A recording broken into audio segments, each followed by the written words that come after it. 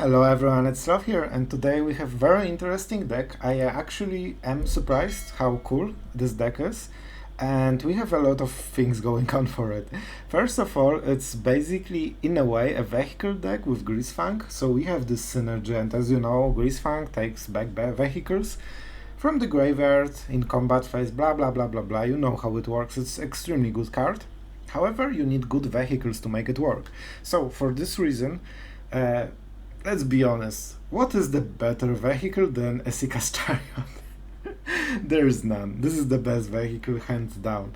So we have this one, and Bankbuster is probably some way after the Chariot, but still very good. It can attack, and it also works perfectly with Greasefang because you can crew the Bankbuster very easily, and it goes to your hand, so in a way you can keep drawing a lot of cards with even having just two, because you get all the cards from them, you turn them into creature, you attack, and you know, enemy just kills it somehow, and then you get back with the Greasefang. So pretty decent value overall, but probably the prime target is always Chariot. This card is just so busted, and it's funny because I'm playing this card quite a lot lately in different decks, and I'm really starting to like this card because I'm always winning when I start playing them.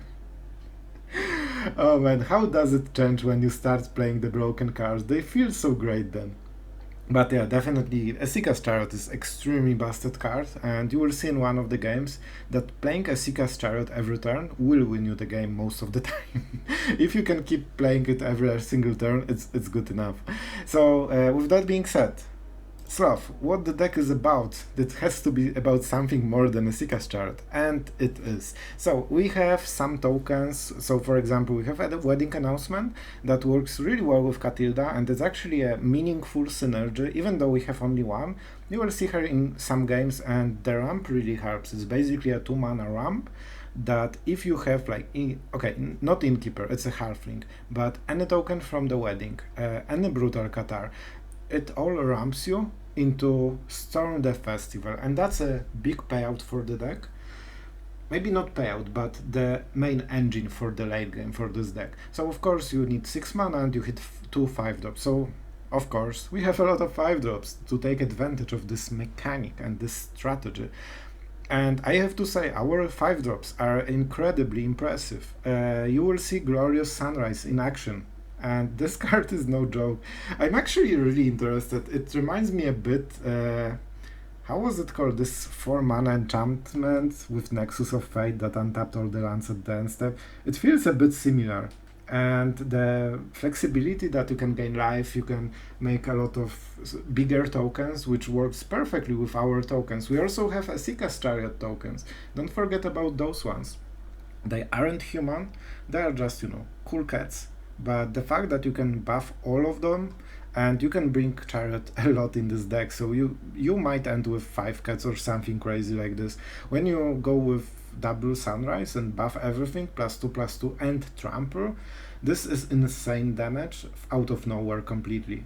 And the fact that you can ramp with this, get mana and heal if you really are forced to. I think gain 3 life is the worst effect, but against, let's say, Boros, it's basically same as drawing a good card. So that's still a mode that you will use from time to time. So this card is really shining in this deck, and part of the deck is built around it to have a lot of small creatures. As you can see, we have a lot of 1/1 creatures that don't really do much, but with Wedding Announcement, by the way, they get Anthem, and with Glorious Sunrise, they, by the way, gain another Anthem, and suddenly all of your creatures are 3/3 or 4/4. And that's a no joke. They can start trading with everything, and they can kill enemy in 1 or 2 turns depending on the situation. So I really like this card. I think it should be in more decks. I think it's one of the more interesting green cards I've seen. With that being said, we have of course the staple Wrenn and Seven, something you always want to play if you have Chariot especially, and Storm the Festival. If you cannot play Tammy, we don't have blue. Wrenn, it's your time to shine. And we also have Kaya the Kaya. I will call her Kaya the Kaya. Because it really works well with this deck, as we have a lot of creatures, so the +1 with the ghost form counter is really decent in this deck. We actually very often prefer this over the exiling or whatever, probably only exiling, right? But normally you play Kaya, like +1 is just meh. It's crap, but you just want to pump the exile effect for the future turns. In this deck, actually, +1 is amazing, and it works with everything nearly. So yeah, very good card and very good addition to the deck. And not sure why, but with this deck, I didn't with the festival, like the Storm the Festival. So it seems that it's a bit more consistent, probably that we have so many, not only 5-drops, but we also have a lot of 4-drops and a lot of 3-drops. So basically it's really hard to miss everything. We still managed to miss somehow, but at least it was close, you know? And don't forget, all the other cards, alright, they are put on the bottom. So when you see me commenting that we want to put vehicles into the graveyard with this card, don't listen to me. And that's your payoff for listening to my extremely long intros for the videos. You get some knowledge that someone who skipped to gameplay will never have. So that's your reward. So worth it. Yeah, I actually thought it goes into the graveyard, I'm not gonna lie, but after reading the cards it seems it doesn't. So with that being said, the deck is really solid, and even in Mythic you will have some success with it. So the big win rate is solid, above 50%. So this is definitely the deck you can compete with. Sorry. So with that being said, as always, if you like the deck, if you like the channel, if you like commentary and rambling for no reason and getting sidetracked during the intro, don't forget to subscribe. It really helps, and I really appreciate everyone that did so. So yeah, that's pretty much it, and enjoy the games, they're pretty fun. Alright, that's interesting hand. With being on the draw, it's really good actually. We are nearly guaranteed to go into 5 mana. I think Ganjo might be cast as a removal, we'll see. And of course, the same stuff every game. Oh my god, just stop, get some help. Okay, so Mountain and Adversary, is that the golden package? Followed by Cavalier? Alright, so it might be mono white this time. Brutal Cathar is really good here. Even if the enemy will go for Brutal Cathar, by the way, he went for the greedy version. Alright, let's think about this mana, this is extremely important. We don't have double black, that's an issue. I think we need more green. Yeah, let's go for green. Brutal Cathar. Even if he removes the Cathar, it's still fine because it resets the counters. Depending when he removes it. Oh, of course. See? Every single game. Oh my god. This is just so ridiculous.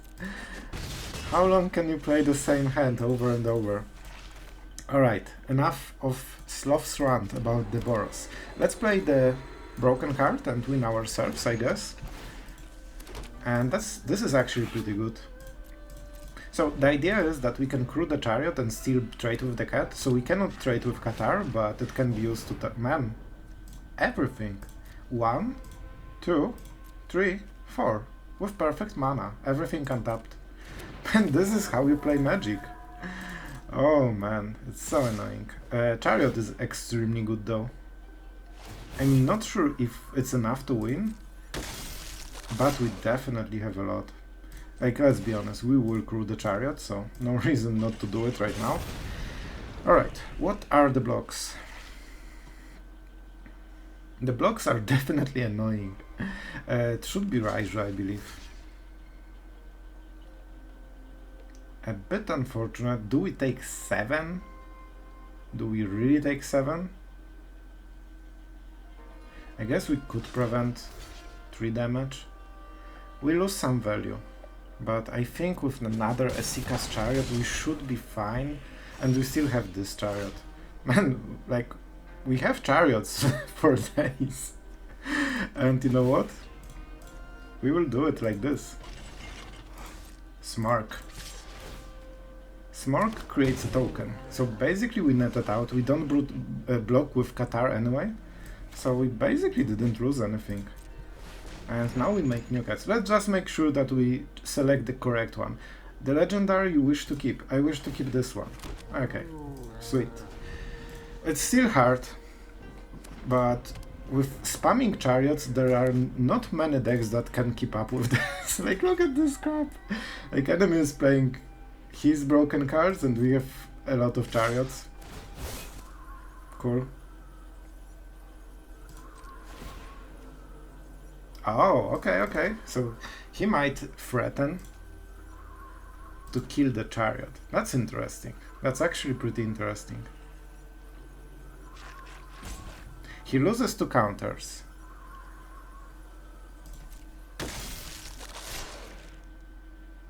Yeah, right now he realizes, even if he didn't think about it himself, he knows. So if we activate the chariot, he in response kills it for 3 mana. And then we have what? 2, 3 and 1 token. And that's not enough. So we need to go with the hard blocking thingy. Do we kill the Cavalier? I think we should go for the Initiate. It enables us to use the Chariot. And if he wants to remove the Chariot, he needs to tap mana right now, not play anything, and also kill less cats. Right? Because if he removes the counters, it means 1 additional cat leaf, so suddenly it's not a great deal. And if he knew that we have another one, that would be actually awful deal. Sure. This thingy has trample, so that's a problem. Man, I have feeling that he might still burn us just directly. This 1 damage is an incredibly big deal. However, oh man, we lack 1 mana to do the thing. This is so sad. Humans we control have. Can we double cast it? Yeah, we can. I actually think this is the best we can do. Like, we desperately need to gain this 1 life. Otherwise we are on the verge of just getting burned with whatever happens. Yeah, and we need blockers. Oh man, it's so oppressing deck. Even with triple chariot we have hard time stabilizing. We have some mana. Also we can get the Meathook. That's actually very good for us, I think. I'm not yet sure, but I really want to Meathook Massacre. So he gets the Aspirant.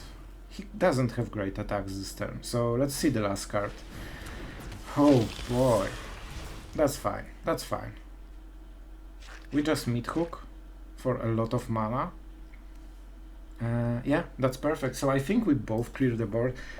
Kumano is unfortunate. However, it trades perfectly with the Brutal Cathar. So I feel that it's okay.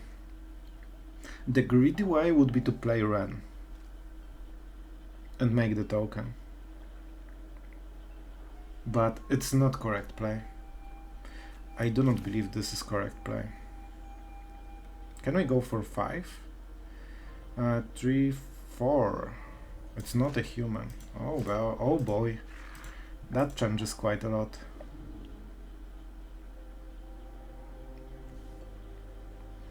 This is not great. Actually Chariot is way stronger. And we need to go with this. We get some life, that's really good. I maybe forgot about it, because I'm a great player. But don't let anyone tell you that I forgot. We can actually activate the Covenant, but we don't have enough mana. And I don't think attacking is the thing. Oh boy, this is still such a hard game because of the Cavalier. Because, you know, 3-3 with high trample is not good enough, it still needs to grow. So, in a small way, a mini Aspirant. Of course, it's not the same, but a bit annoying. If not the Cavalier and this counter, we would definitely just sweep the board, and we would be very happy about it. Alright. However, Innkeeper really comes into our benefit right now. Okay? So enemy wants to switch the night-day cycle. I'm super happy that he plays incorrectly. That's basically our win condition. Enemy not playing as he should. And so far it's working. Alright, we are at 6, so we Meathook for what? 4, 5. of this creature colors. Unfortunately, it has to be something like green. Right, I'm not extremely happy about this play, but it's good enough in my opinion. And I'm not attacking because he can make some weird trades and sacrifice his creatures.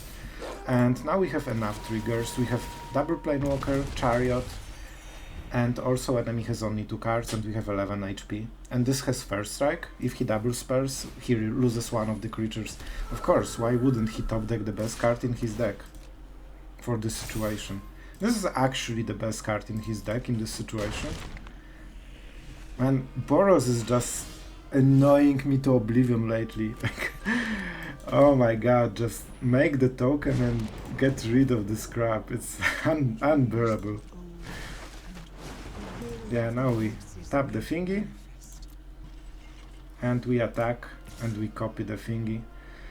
7 damage does not matter. I want to make sure that we survive this turn. So we need as many blockers, like his whole deck has haste and burn. So we need 1 blocker for Raiju and another one. We get burned for 2, we are at 5. Something from here attacks. So we need double block and something... This is probably burn spell. So we are effectively at 5. If he plays the creature attacks, we are at 3. And if we let through one of the creatures, we might die. And that didn't happen. It was so freaking hard to win this game. If not having the broken Chariot in our deck that we basically spammed every turn until we won the game, it would be so hard.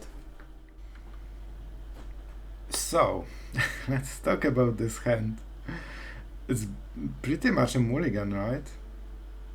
If we draw 1 land that's untapped, the draw is actually really good. And this is human, so it can ramp us. Okay, let's go risky. Let's go risky. Xanatar, you need to hold our back on this one. And I'm definitely not ramping with this. First of all, they are tapped, so we will get a very late ramp that we don't need. And second, against Esper Control, this is basically that card. Alright. So we have... Okay, this mana is fine. We need to be careful, like we have full mana pie for the deck, but we need both green and white. So sometimes if you have like land like this, only one of them, so you have both mana, but you need both of them from the same land, so we need to be careful. I messed up once like this, so that's why I'm so sensitive to the topic. Alright, and now I can stop being jealous about those sleeves. They are so cool though. The most you will have fun out of Magic, playing with sleeves. Alright, back to the game, right? Okay, so what do we have here? I think this is Wedding Announcement. This is basically the best card on curve. Man, Catilda with Wedding Announcement is pretty insane. Yeah, it basically can give us 3 mana for 2 mana. That's insane. Alright, so Storm the Festival is definitely on the table, but we are playing against like very control-y deck. Oh my god. I hope they have only one of those. If they don't, like our Storm the Festivals don't look great. Alright, okay. It seems that Greasefang is gaining a lot of popularity. And I have to say that like, getting free stuff seems pretty good. Oh, 3rd festival. Thank you, Shuffler. That's very cool of you. Very cool. Oh my. Okay. I have idea. We are asking to be swept. We are so asking to be swept. But we will still do it. So this of course gives mana, thanks to Catilda, and thanks to this we have 5 mana.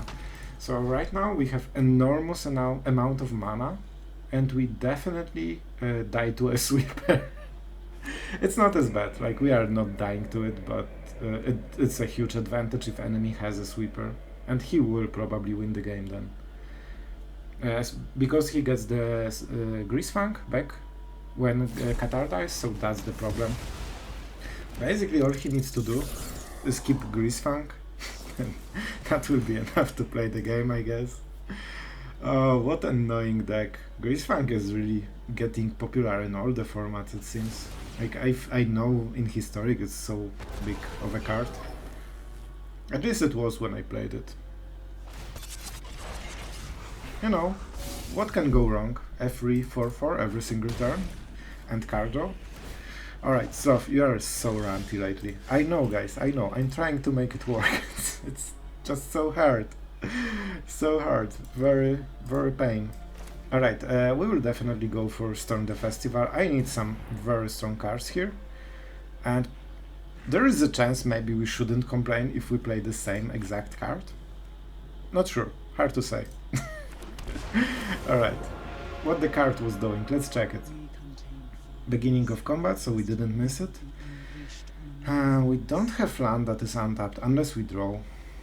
Gaining 3 life, not perfect. I would really like the land, the mana. For this reason, or maybe we just go for the token. It will be 5-5, 6-6, even with the wedding. Then I guess we just gain stuff. It's nothing feels perfect. I will go full greed mode.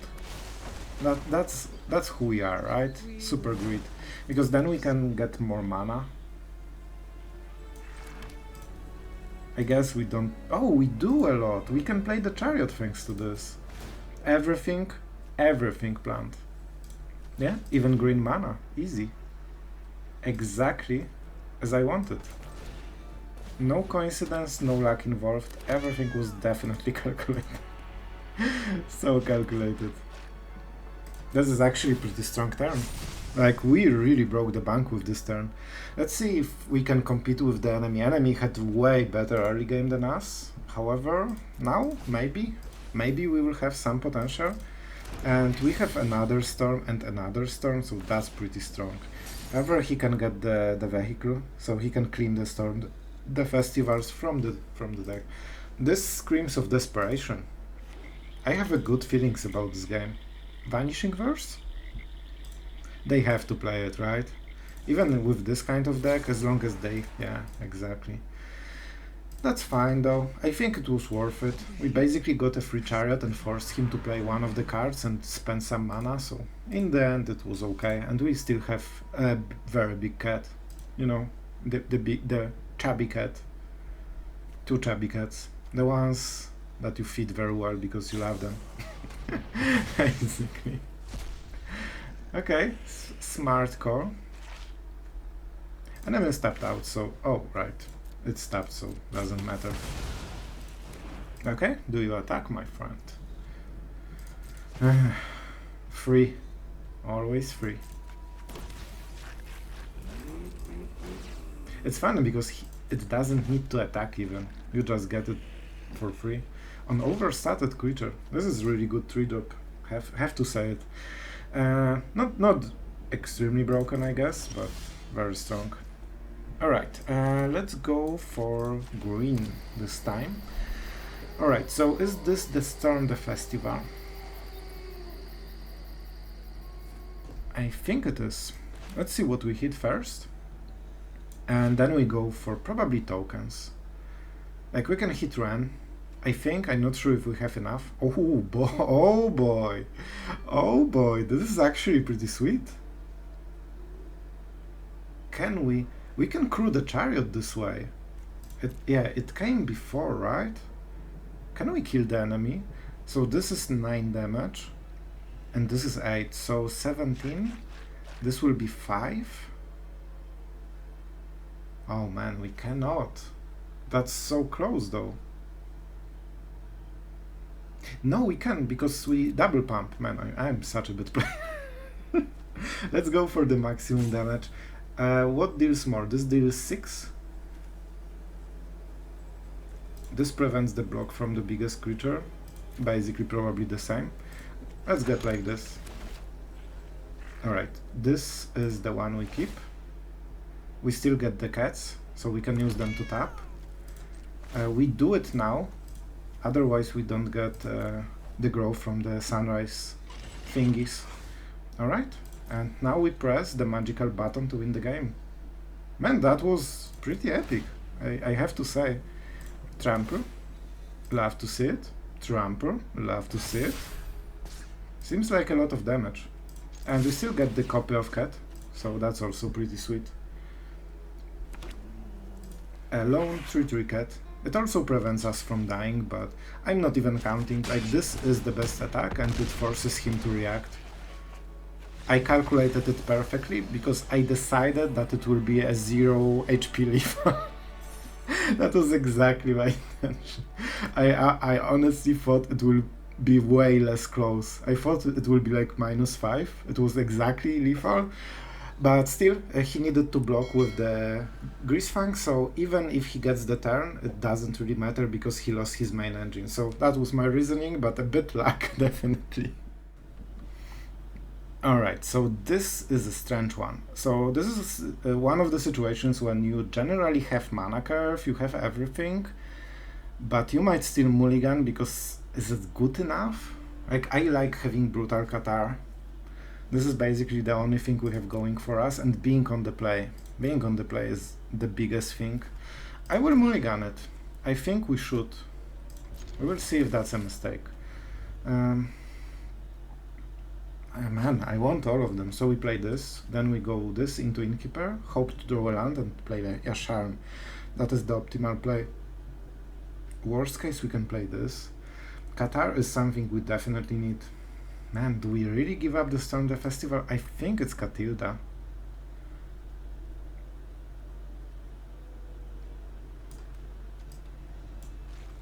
Alright, this is super greedy.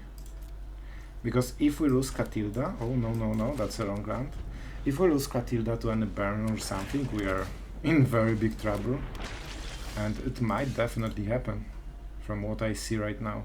If they have the lead dispute, that's so bad. That's actually so bad. Innkeeper would be better. Do you risk it? You know what? Let's try. Oh my, let's try. I'm pretty sure she's dead. I hope not that the dispute. This is the worst case and we are super behind. He wants to bait it. That's strange. Okay. Now he has no priority. He cannot do anything. Guys, he frogged up. If he has deadly dispute, he made a mistake. Now he cannot sacrifice stuff even. Okay, I like what I'm seeing. Man, we were in such a huge pickle. And now you see how valuable the Storm the Festival card is. He had, but it was expensive. Bro, it's not fair. Each opponent sacrifices a creature. Players can sacrifice permanents. Don't read the rest. They can't. They can't. It's a bug. It's easy. It was a bug. And that's what I believe in. Alright, so how do we do it? I think we just played the Innkeeper, right? You know what? Like, Takenuma can be pretty good here. I guess we can ramp. Okay, ramping is more important. I changed my mind. And we can. That's fine. We also have Legendary. But I'm pretty sure we won't be using this one. And you know what? Attack for 1 is a big deal. I'm definitely not casting anything, and 1 damage, it's all it takes to take enemy from 1 to 0. Which definitely will happen this game. Definitely. Alright, so we do not block. Generally you want to ignore Gas. Like, the worst part of the card is that enemy needs to do something by himself. That's actually pretty good for us. Is it? Yeah, we have 5 mana here, and the 6th mana is the treasure. It's of course not perfect, but it's completely fine with us. And this is actually our best turn to do it, and we have everything exactly as we wanted, so let's just cross the fingers to hit something. Alright, the rest of the cards goes into the graveyard. Alright, the only 2 cards we can take is this and Vehicle. You know what, I will take it. Like, no sense in taking lands, so let's just do it. We don't get effect from Greasefang, unfortunately. Which, you know, is the big part of the deck. Oh no, if I had anything else I would take it, because then this would go to graveyard, but I prefer to have it on board than to have it on hand. Like, it's more mana efficient and we have very high mana cost creatures, so you know. Enemy whiffed on the land, right? Either once or 2 times by now. We could start pressuring with the Lair, but it's bad decision in my opinion. Huh, so what do we do? Takenuma is not the worst, but I'm not sure if we have enough lands. Those aren't great, we just draw the card. Both attack for 4, so we don't really care. And let's draw some more lands. Amazing, thank you. Thank you, Magic. And to be honest, this is actually a pretty good target. Even though he might get it back with some Meathook Massacre shenanigans, you know, things like this, extra 4 damage is a big deal. Next turn it pressures enemy very heavily, and the fact that we start day-night cycle is a big deal as well. Okay, if you sacrifice the treasure, I'm completely fine with this. Sure, he gets another one, but Gast is out, he basically gained nothing. So I'm happy with it, and he needed exactly this type of card. And yeah, he needed to spend card as well. Man, like, his draw Invoke Despair is actually a big deal. He would cast it anyway, whether we attack or not, but that's a pretty big deal. Alright, can I draw something, please? Preferably not a land. Perfect, thank you, game. It wasn't so hard, was it? Nice. Okay, that's actually a pretty good draw. Let's hope the kitties will survive. Enemy will probably play a lot of stuff right now because he drew some cards, so he really refilled. But it might be a bit too late, we'll see. Like, so far it's generally good. Also we get the treasure and the ramp, so overall really strong moves here. Let's play like this. Priority is there, but it might be the Field of Ruin, we cannot tell. Is she into you? Can't tell. Alright, that's actually not bad for us. This clears the way, taps him out, nearly completely. What is the Planewalker, my friend? That's so fishy. There are no Planewalkers, bro. What? Is it Lolf? I think he has Lolf then. Alright, we invest 2 power and we gain way more. So Lolf. Do we go for... I don't think going all in on the damage is a good idea here. It just doesn't really work. We will activate the Bankbuster. We will have 3 mana. 3 is... No, what? Let's go for this one. But we'll do it after the attacks, right? Yeah. Let's attack first. So, general idea is that we want to force Sweeper, and we want to make it awkward for him anyway. Even if he sweeps, he's still in the bad situation. And we can follow up with Storm the Festival. He can get, I guess, the Hive, but it costs him too much tempo, so he cannot really do it. Like, he has the option, but then he loses the game, so it's not really viable. Interesting choice. That's probably okay. Yeah, let's shuffle. That's interesting play. Oh, never mind. I never wanted my land. No. We still have 2 mana, so we don't care. I don't want to activate the Bankbuster because he might have something at sorcery speed, and we don't want to fit his sweepers or Bloodchief first. Exactly. Exactly. We'll go with Storm the Festival, right? 7. Oh, we won't. That's still fine. It gives enemy a lot of flexibility, unfortunately, but you know, it is what it is. We need to work it through. And having the Bankbuster is really good. We will also make copies for the token. Okay, that's fine. So now he's perfectly tapped out, we can start playing. Nice. I don't mind it actually. I do mind this draw though. This is actually an awful draw.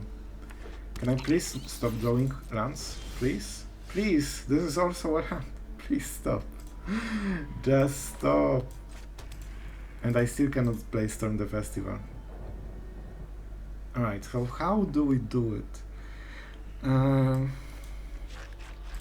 I guess we can just directly do it like this, right?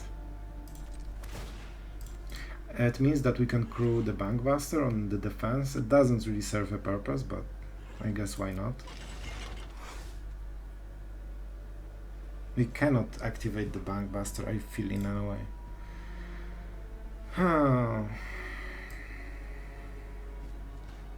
It's probably Greasefang that will get the vehicles right, but we do it at the end step, I believe.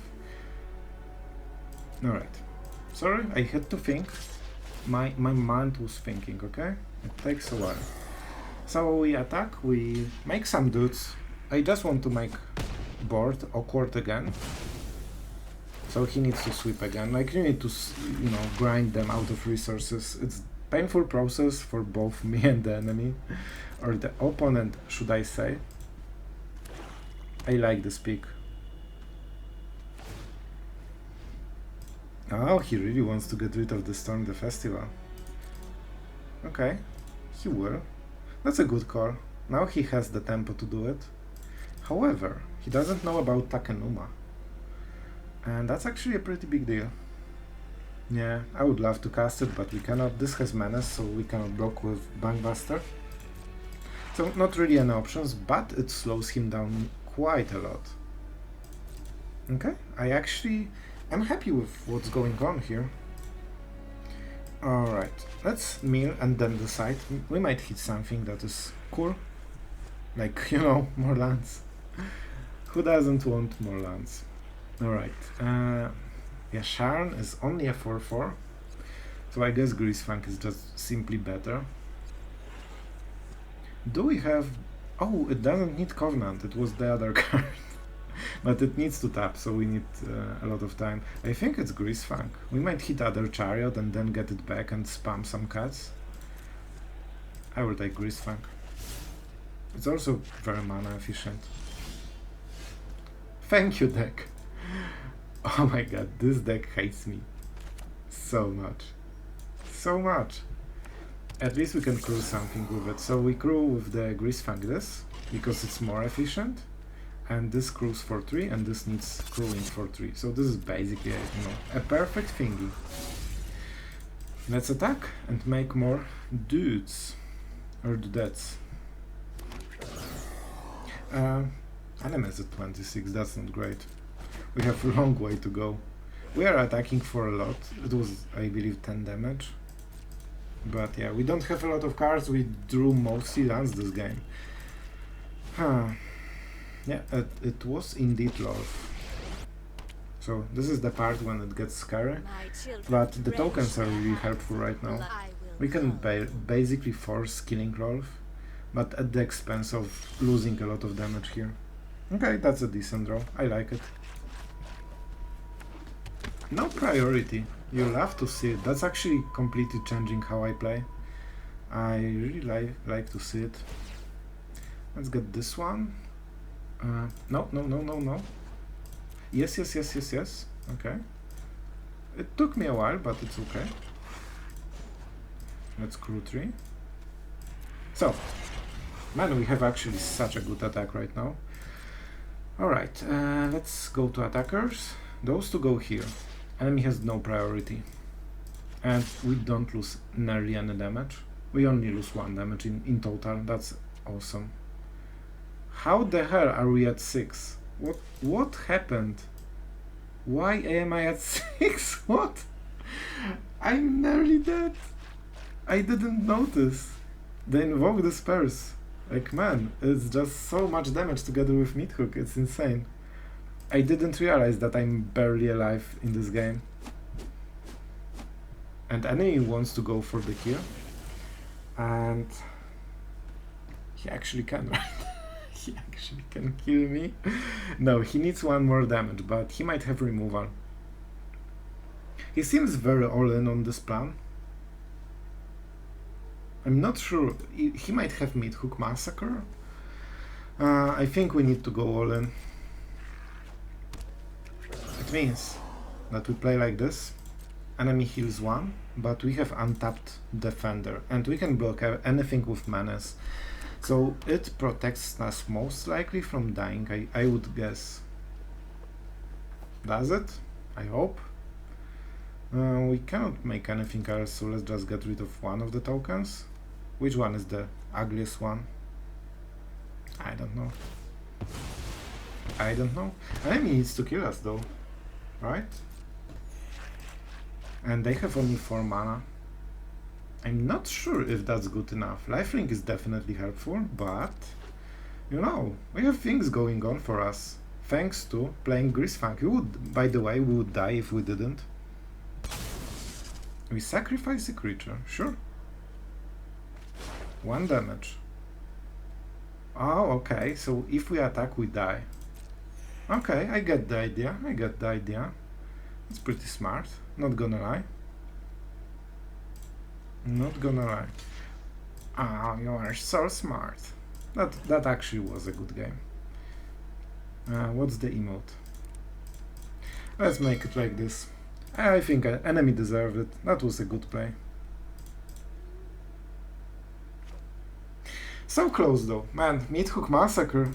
Somehow I died from 20 and we attack enemy with the whole board and he doesn't die. The power of Meathook is there.